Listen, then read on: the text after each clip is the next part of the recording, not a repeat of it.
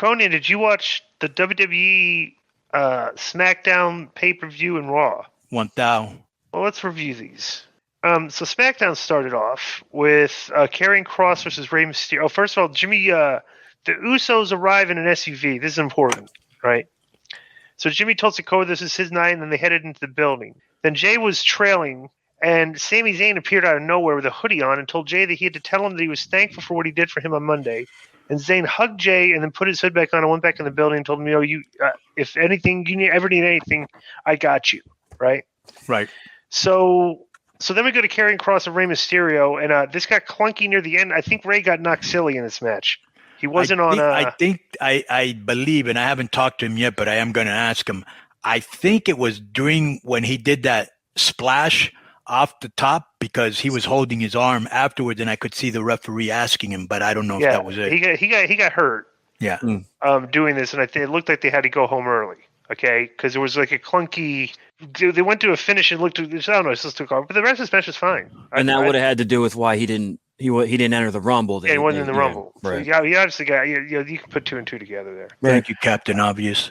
Did you notice that he didn't come out when?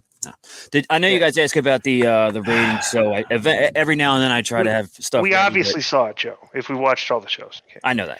But SmackDown averaged 2.544 million viewers. It's the second highest audience total for SmackDown since Christmas 2020, when the show had an NFL lead-in, and it's their highest 18 to 49 demo in 2 years. Also, by then, what was the highest segment?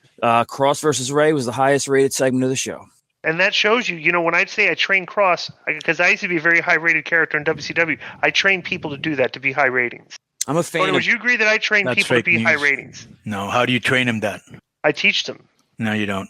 Let me just say this about this match. What are you going to say, Joe? No, that's almost like disco when people want to try to dunk on you and they'll post that Cody tweet. I like posting. We're going to dissect that Cody tweet one time. I want to go over that tweet. The best post is what I think Joe's about to say is. Yeah. Go ahead, say it. I like linking to that Reddit where it's an Observer Rewind and it has Meltzer saying, actually, the highest rated guy on WCW this fall or whatever has been Disco, and he's like, I don't know why, whatever. He kind of jerks around about it a little bit, but yeah. So you were the highest rated talent on WCW, and I think it was the fall '97. And this is for all the know-it-alls that keep burying Karrion Kross. Why did he get the highest rated segment? Just because Ray was in it? No, because the guy. If you're not a hardcore mega mark, the guy acts like a star, and his act with Scarlett is great. I mean, you're. Now you got a hot girl out there and a guy that looks like a movie star wrestling Rey Mysterio. Right, with a great intro and, So let me just say what I thought about this match.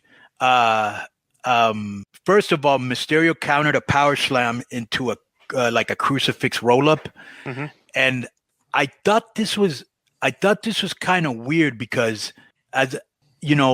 why are they beating him with Rey Mysterio so quick? Is this the end of the feud or does it continue? But it was very weird that Ray beat him clean that quick in like their third match. Right. So I really don't know where they're going with this. Is this the blow off? It couldn't be a blow off this quick. So yeah. I don't know. Your Cross is always like that character that's in the if there's an angle going on, he'll pop in afterwards, like in the background, like creepy, and then cut a promo. But this was kind of weird. 3 matches in and he got beat clean. Right. That was very weird to me, I just thought this was going to be a long feud, and then at the end, whoever wins. But I already told you my idea, right? Which one? Bro, this has never been done in WWE, okay? And we talked about this, I think, on the show. Bro, you could tell a story of like the Mexican heritage of Rey Mysterio. Bro, you could do hair versus mask here because Cross needs his haircut. Yeah, but I don't think he's going to cut it. I know, but I'm just saying you could do hair versus mask. Yeah, I think he looks way better without his hair. Right. Yeah. But did you agree with that? That you could tell a storyline here and end up with with mask versus hair? Yeah. You could. Because it's never been done in WWE, and there's enough lucha fans that know that. And you don't have to be a lucha fan. It's still an exciting, match, enticing. So the damage control to pre-tape, and they talked about how it'd been possible for them to lose once they all entered the Rumble and work together. Then Theory comes out and claims that he will win the Rumble. And Theory is interrupted by the New Day, and Kofi and Woods came out with microphones, and they said the only Austins he respected are Austin Creed, Steve Austin, and Austin, Texas. Kingston said to enter the ring and giggled over Theory, claiming that he would win the Rumble. And Woods said that when one member of New Day wins the Rumble, they all win the Rumble.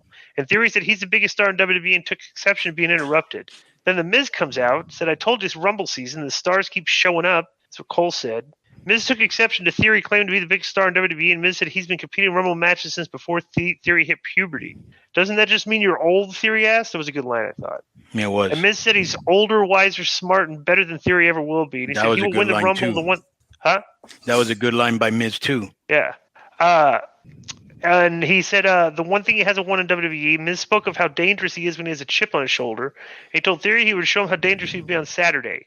Miz and Theory turned to attack Kingston and Woods, and Lashley's music played. He ran and clotheslined Theory and Miz. Then Woods went for a high five, but Lashley put him down. Lashley hit a flatliner of Miz and speared Theory. Lashley was the last man standing and played to the crowd. And Lashley said that since Brock Lesnar interrupted his match, he would terrorize everyone in the Rumble to get what he deserves. Then Brock Lesnar showed up and hopped the barricade and entered the ring, and Lesnar grabbed Lashley and put him down with an F5. And Lesnar picked up the mic and told Lashley he would see him at the Rumble, and Lesnar picked up his hat and put it on and played to the crowd while the broadcast team hyped him. A two-time Rumble winner now entered in the match, and Cole said Lesnar would have a chance to tie Steve Austin's record of 3 Rumble wins. What did you think of this? Well, this started off okay and ended really good, especially Lashley involvement. And people love to see Lashley just destroy people. But I will say this, and I don't know if you want to go back and look at it at one time or the people that are listening to this, but on that F5, I don't know if it was Lesnar who can be reckless when suplexing people or F5ing people, or it was Lashley over-rotating, but he landed straight on his shoulder, and it could have been a major injury with all that weight. But yeah. Right. He had like a separated shoulder, like the football players get. So this is kind of a theme of the show.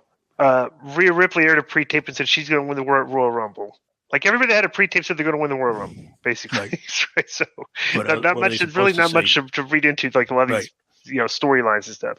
But Lacey Evans wrestled a jobber, Jasmine Allure. She beat the hell out of her. The piece of her shoe fell off. Yeah, and she hit it with it. Yeah. Wait. Did you see the Lacey Evans controversy from that night? No, what happened? Oh, yeah. Tell the story, Joe. So she's walking to the ring, and obviously she's a heel or whatever, but, fans are holding their hands out. So she reaches up like she's going to slap a fan's hand. Wow. And then pulls back. But the kid clearly had Down syndrome or something like that. So everyone on Twitter is like, oh, my God, what's she thinking and all that, So. Right. I honestly, I'll give her the benefit of the doubt because she probably was going to do that to whichever fan wanted to high five her. Right, exactly. And she probably might not have noticed. Yeah, right. Yeah. She probably saw the high. You walk in the ring, you see the hand, you go over like you're going to do the high five spot, and now you're stuck. You're going to have to do it anyway, and like you do the Down syndrome kid. So people are just that's fake. If people are getting outraged over that, they got to just use some more common sense. There's nothing to see there. She's not like a horrific person for that. You want to see this Lashley Lesnar thing Konnan was mentioning? I've seen it, but I'll watch it again. Yeah, it's only a couple seconds. Right. Good job, Joe. Championship match on Raw 30. I'm going to terrorize every one of these guys in the Royal Rumble. It's the base! Brock Lesnar! Lesnar with an F5 to Lashley! Oh, yeah, he did. That's a good point. Yeah, it could have been a separated shoulder. All right, you turn it off. So after the match, Lacey got the mic and said the Cobra Clutch is unbreakable, and guess what? What you going to do? Win the Rumble. Right. So Drew McIntyre and Sheamus were backstage. So let me tell you something about this match, because this is kind of a variation of the Marine thing that she's been doing. She actually looked good in the match and very good mic work. And, she's had a lot of resets because she started off, if you remember, as a Southern Belle, something you can relate to, Disco, nothing. Right. But unless they give her a good storyline, she'll fail again. And this is what I was thinking about the Cobra Clutch. Can you imagine if Sergeant Slaughter came out and said, hey, you're a maggot, you're a disgrace, but and she put the Cobra Clutch on him to get heat? That would be good. That would be good. Yeah. I wonder if they listen to this podcast and they run that angle. They do.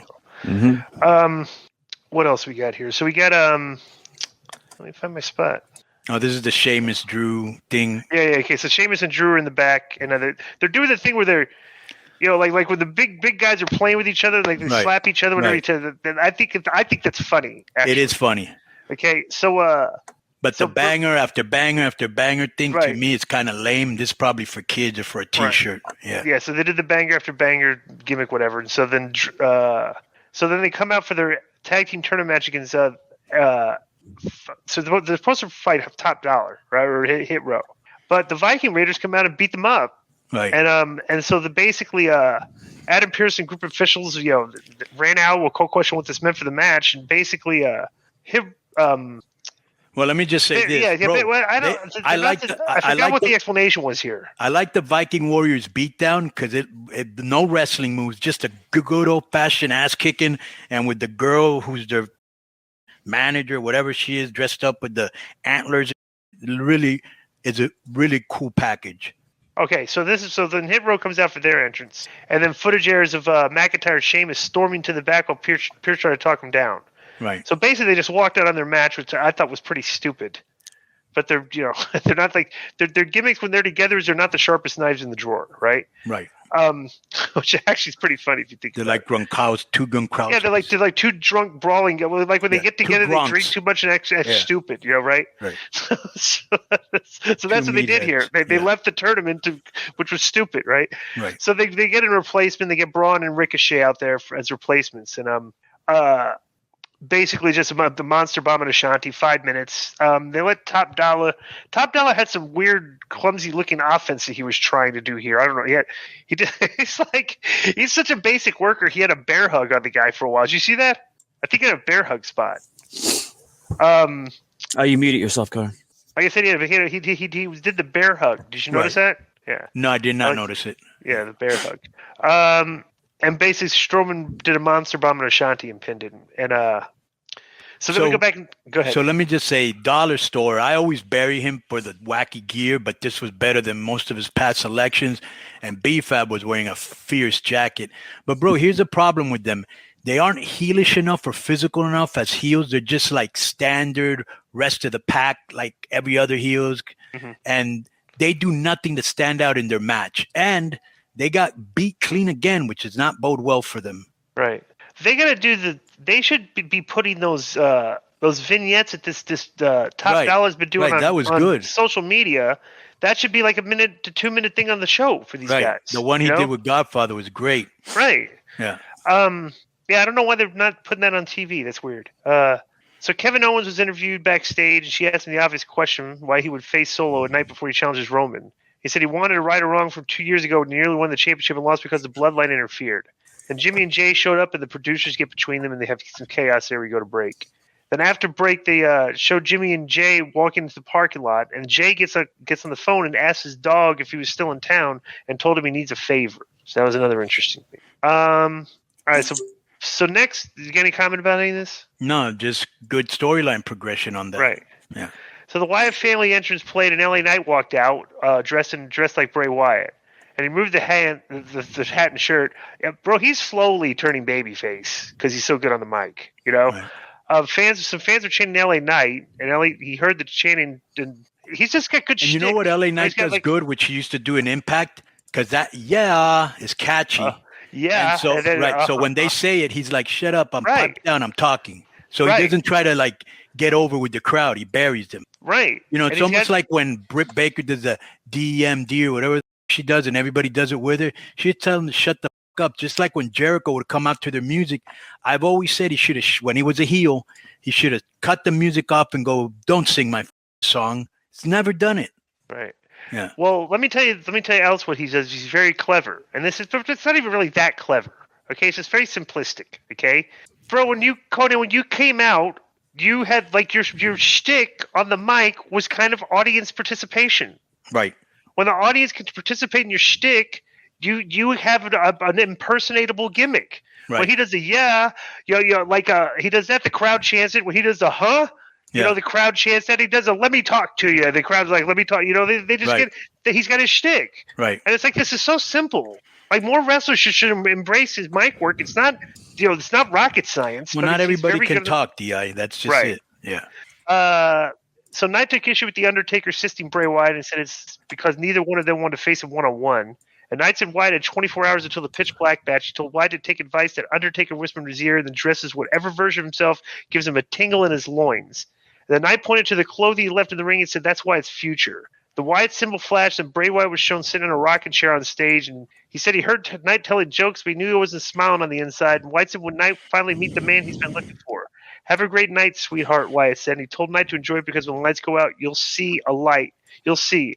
A light showed Uncle Howdy standing in one of the concourse entrances in the crowd, which I still – this Uncle Howdy thing is just so weird. Right, you know?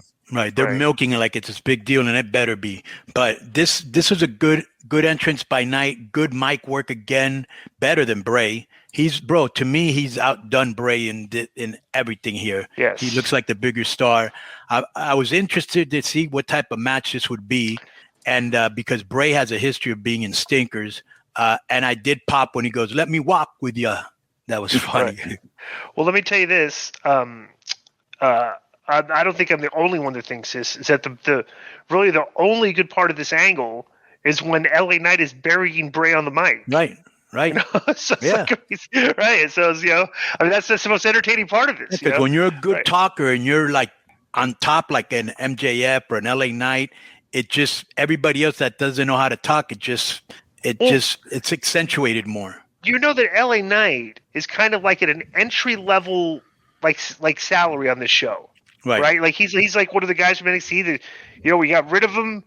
We brought him back. We changed his gimmick. We put him on the show. Now he's kind of like you can tell he's like one of these basketball players that's on like a rookie contract, right? Right. And bro, he's like outperforming the like $3 million a year guy. Yeah, but to whoever's credit, he wasn't used right when he came in, and now they know they have something here, and now they're pushing. You got to get this gold on the mic, right. And looks great and can go. Right. Yeah, and everybody's saying, "Oh, he's 42 years old." But that guy 40. I'm saying, bro, that guy I always say this, bro. When I went one time, and I've said this story before, but it's worth repeating for those that haven't heard it. I went one time to WWE, and I went for a commentator's tryout, right? Mm-hmm. And John Laurinaitis was like, "Yeah, how old are you?" And I was in my 40s, and I was like, "Yeah, I'm 40-something." Goes, "That's too old." I go, "Well, are you gonna flash my age on the screen?" I go, "Booker's the same age as I am. Your brother's the same age as I am. So what does that matter?" Mm-hmm. But there was always been something. I've always had heat there for some reason. But anyway, he had heat with a lot of guys that like Nash. Yeah. So that was could have been. That's probably what it was. Yeah. So because him and Nash did not get along at all. Right. Well, Nash was the only guy that stood up and cut a promo on that guy in front of all the boys. Right. When he was Right. So then we go to but by the way, I just want to say one more final thing. It's like, people that say like, LA Knight's 42 years old. When you see that guy on screen, you don't look at, that guy's 42. No, you look at, that's a grown ass man that's good on the mic. Who cares? Who cares what his age is? I don't, which is why people do. LeBron's 38, and look at him, he's dominating the NBA. Yeah. Age is nothing, dude. Right. So next is Kaiser and Vinci against Wild and Cruz Del Toro. So they did. Correct me if I'm wrong. I don't think Zelina was on the mic this time. I think she wasn't, right? No, I think she was ringside, wasn't she? I think she was at ringside. You're right. Yeah, because she wasn't very good at the mic when they had her on the mic last week. She didn't say anything, So, and basically, this is a good match because all these guys can work with each other, but their styles are very unique. Because the Kaiser and the Giovanni guy, kind of work a European style, and the Mexican guys work lucha style. But it didn't look like this was a mismatch of styles, So they all work pretty good together. This is a good match, and the right team went over. I think. I think the Imperium is looking. Yeah, for me too. Imperium had so much heat, and these guys do so many cool moves because they're kind of doing babyface moves. Del Toro and the other guy, Right. And the people were behind them. They were cheering for them. And so we'll see Strowman and Ricochet against Imperium again, which we've kind of seen a lot. I remember that match, Miracle on 34th Street, which was, but yeah, that was super JoJo. Right. So Charlotte enters Pierce's office and she wanted to give Sonya Deville a title match. So Sonya Deville's plan worked. Pierce booked the match for next week's SmackDown, adding that he was doing it because Flair requested it, and they shared a high five. So that was like, So Flair kind of looked. I don't know. I think this kind of made Charlotte Flair look kind of dumb. Like she got goaded into a match by the good. Like this made Right. I don't know. So next is Kevin Owens versus Solo, and basically a good match. So Owens hit the Swanton Bomb, and then Sammy showed up and pulled Solo out of the ring for disqualification. Then Owens got mad and went to the floor, and Sikoa threw a super kick that Owens avoided and ended up taking out Zayn. So Sikoa hits super kick Zayn. Then Owens hit the broadcast table, but Sikoa ran him into the ring post, and Sikoa grabbed a chair and jabbed Owens with it, causing Owens to end up lying on the broadcast table. Then Sikoa climbed to the top of the timekeeper's area barricade, but Owens stood up and cut him off. Then Sikoa headbutted Owens and leapt from the barricade, but Owens caught him with a super kick. Then Owens performed a powerbomb that failed to break the table. Then Owens picked up a chair and jawed at Zayn. And Owens turned and hit Sikoa with the chair, then turned back to Zayn and tossed the chair in front of him. Owens went to the ring steps and told the crowd that this is his show, and Owens yelled that he's bringing everything he's got to the Rumble. And he said, "I'll see you tomorrow night, Sammy." Now, this was good because it looked like Sikoa is going to lose, which makes Kevin Owens look strong. And then Sami Zayn hopped the guardrail and pulled him out. And then, of course, the super kick. And then Owens, did you say that he powerbombed him on the commentator table? Yeah, but didn't break. Owens powerbombed Solo, but it didn't break. Right. I thought the match was a really good physical fight, which is what we expected, and this was good. They both looked good, and storyline progression, as I always say, very well done. Right. I wasn't on here for the mailbag last week, but you guys took a question about Russo saying Kevin Owens' strikes weren't good, or I looked it up here. Did they? I was going to ask you guys, yes. They look good. Yeah, okay. Much better this week. I mean, maybe he actually heard that criticism because his punches looked really good this week. You can't get lazy on your punches because that's the worst thing for a top guy character is to throw a punch. You know what I'm saying? Like, do you agree with that, Konnan? Yep. Yeah, like when a top guy throws a weak punch, that's ugh, this was just so for everybody that's listening. This was a good show. There was no bad matches. Probably the weakest match was the Hit Row match, but it wasn't bad. Right.